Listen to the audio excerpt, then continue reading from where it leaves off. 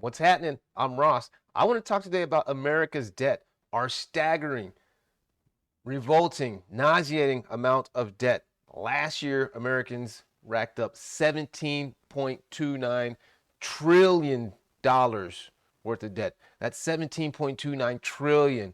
So that's a problem. But not only is the debt at historic highs, now the delinquency rates are starting to skyrocket. So I want to jump into a couple of articles that kind of show how much debt we're taking on, and then it points out the delinquency rates that are starting to go up. So first, here's an article out of Forbes. I will leave a link in the description so that you can read it yourself.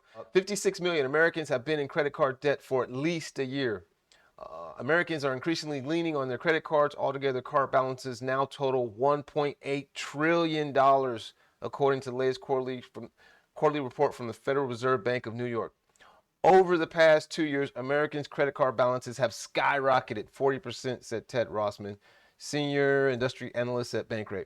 Nearly half, or 49% of the credit card holders carry credit card debt from month to month on at least one card, up from 46% the year before, the report found. 56 million cardholders have been in debt for at least a year. So that is insane. $1.8 trillion in credit card debt. That's just credit card debt. And 56 million Americans are carrying credit card debt for at least a year. And here we go. American households racked up, and if credit card debt wasn't enough, American households racked up a record 17.29 trillion in debt last year, driven by mortgage, credit cards, and student loans, according to the latest numbers from the Federal Reserve Bank of New York. So again, 1.8 trillion in credit cards alone, 17.29 trillion in debt overall from last year. So this is a study from Lending Tree. Nearly 30% of Americans in the 100 largest metros are behind on debt payments. So 30% is a large number. That's pretty big. 29.6% of Americans in the 100 largest metros were behind on their debt payments between July 1 and September 30, 2023. These debts include credit cards, auto loan, personal loans, mortgage, and student loans, and others. So that is an insane amount of people to be behind at least one payment. Southern residents were particularly likely to be behind on a payment. Of the metros analyzed, 2 in Texas ranked the highest for being at least 30 days behind on at least one account. McAllen at 51.7%. So 51.7% of people are behind on at least one account in McAllen, Texas. That's more than half. That's the majority of the population. It's barely by 1.7%, but that's the majority of the population. And El Paso, 46.3%. Again, not a majority, but a very large plurality. 27.3% of consumers across the 100 metros have debts that are seriously delinquent, overdue by 90 days or more, while 26.2% have debt in collections. Again, you're talking about 27.3%. That is almost 30% of the population having debt that's 90 days or more overdue. That screams that screams real trouble. You know, that's a lot of people. I just don't know what my mind boggles. I just don't know what to say about that many people being in financial trouble, in financial strain. Over 1/3 of millennials, 36.7, and Gen Zs, 36.2, are late on at least one account payment. So millennials and Gen Zs, that is more than 1 in 3. So for every 3 millennials you look at, or every 3 Gen Zers you look at least one of them is late on at least one account payment. Wow, that's a lot. Across all generations, millennials are the most likely to be late on paying their credit card accounts, 19.6%, car payments, 7.8%, and other debts, 27.9%. Meanwhile, and I wonder if they're counting student loans in here, but because I just read an article the other day where only 40% of the people that were supposed to pay their student loans in October of last year did not start. So they had 40% of the people just didn't bother to pay it. Obviously, they're not going to that's not going to affect their credit until I think September of this year, or at least that's the plan. But still, 40% of the people just didn't pay their student loans.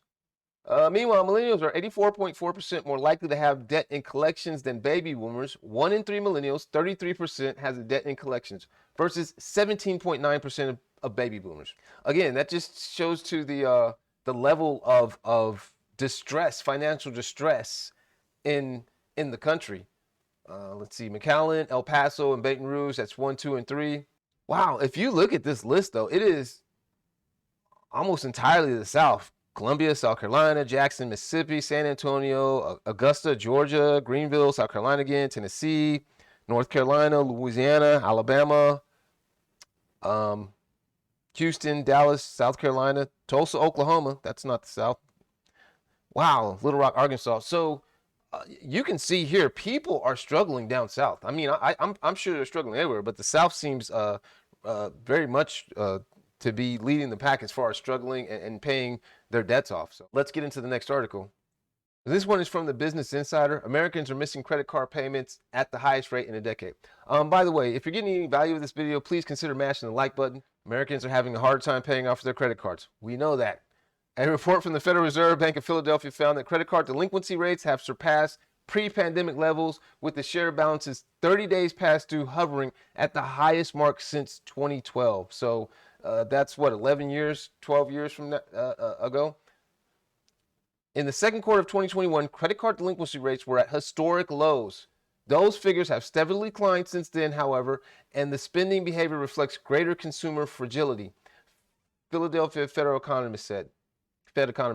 So to paint a picture here, we were in the second quarter of 2021, which was almost 3 years ago, a little less than 3 years ago. We're in the first quarter of 2024.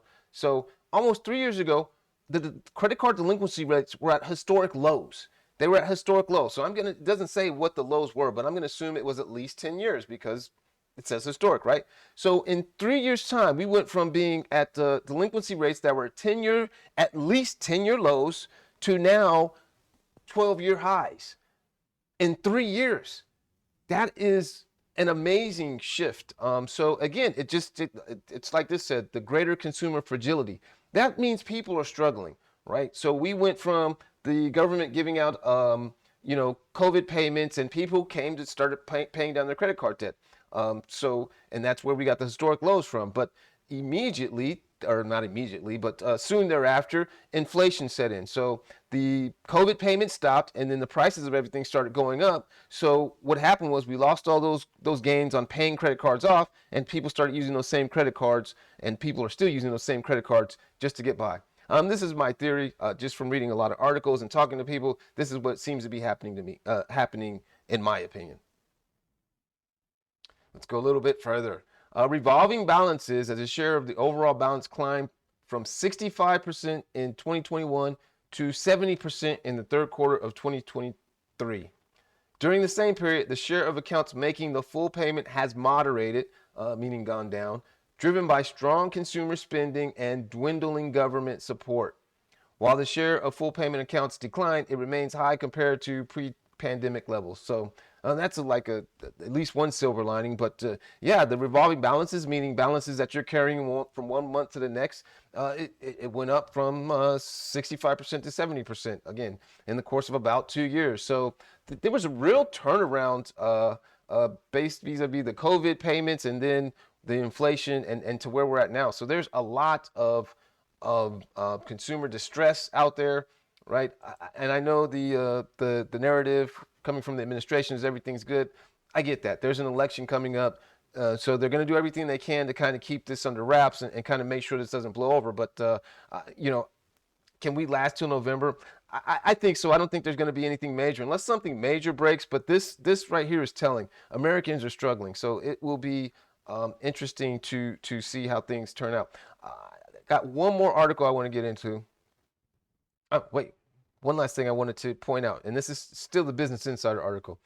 In response to the deterioration, the economist noted banks are granting fewer credit line increases and reducing credit lines more frequently. So again, what they're going to do because of all this delinquency, they're going to start lowering credit lines. They're going to start closing accounts. They're going to start getting real stingy with who they grant new credit to, right? So just to be aware, those people with lower credit scores or not pristine credit scores are going to start facing some difficulties in even getting credit, but possibly in their standing credit line may be reduced as well. So they're going to start taking action to mitigate risks is what's going to happen, obviously. Okay, now to the next article. And so this is an article out of a site called Payments, and again, the link will be in the description. Affluent consumers value security and rewards when choosing credit cards. I just thought it was an interesting article as they kind of broke down the behavior between, I guess, affluent consumers and paycheck to paycheck consumers. So it says here, while struggling consumers tend to use credit cards to better manage their cash and personal finances, consumers living in a healthier financial situation value more security and rewards options. These more affluent consumers use credit cards as another payment method. To be more precise, 77% of consumers who do not live paycheck to paycheck chose their credit cards because of the benefits of rewards program, while 85% did so for security reasons. And this is, I think this is spot on in my opinion, because this is, well, at least B, I don't know if I would consider myself affluent, but this is exactly why I chose the credit cards I did. I chose 2 Navy Fed credit cards. They were good credit cards. I use that because if I lose the credit card, it's their money, so it is still a security risk, but it's not as big a security risk than me carrying around my debit card. And again, I get 3% back on gas, groceries, and fuel, and then 2% on everything else on my other visas. So that is, to me, that's funny. That's why I got the credit cards that I got. So I guess according to this study, you consider me affluent. But nearly 43% of credit cards are held by consumers not living paycheck to paycheck. This consumer cohort values different aspects when choosing credit cards than consumers with difficulties making ends meet. And again, I think so. I chose mine based on the rewards, and the whole reason I'm using a credit card is to kind of protect my debit card from being out there in the open. By contrast, struggling paycheck to paycheck consumers are more likely to cite interest rates and credit limits as important reasons when choosing credit cards. This consumer segment holds 57% of all credit cards in the U.S. So a solid majority, 57% of the credit cards, all the credit cards in the U.S. are held by people living paycheck to paycheck. And it makes sense. I mean, I guess I've never really considered, I mean, I know what my interest rate on my credit cards are just because I educate myself, but I really didn't consider it when I was getting the cards because I don't carry a revolving balance, right?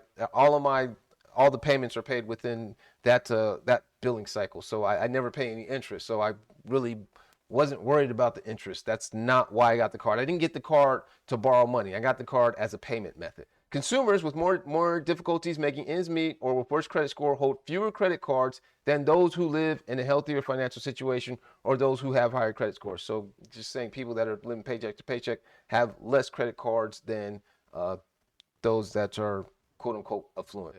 My opinion is that Americans are struggling. A lot of Americans are struggling.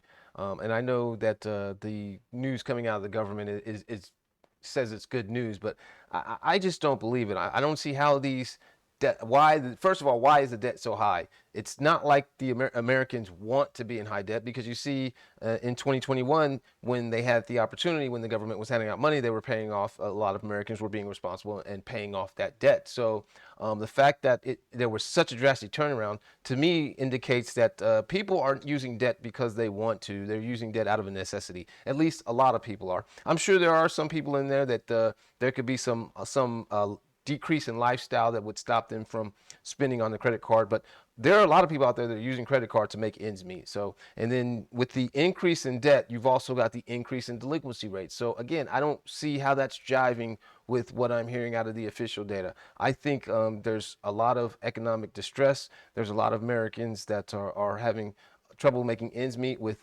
prices going higher and wages not keeping up. So it will be interesting to see how things go going forward. So that's just my opinion. What do you think? I could be dead wrong. You know, I thought that we would for sure have a recession or the at least a correction in the stock market in 23, and we did not. So I could be dead wrong. What do you think? Get in the comments. Let me know. Hey, if you got any value out of this video, consider mashing the like button. If you've seen more than one of my videos, consider subscribing. Peace.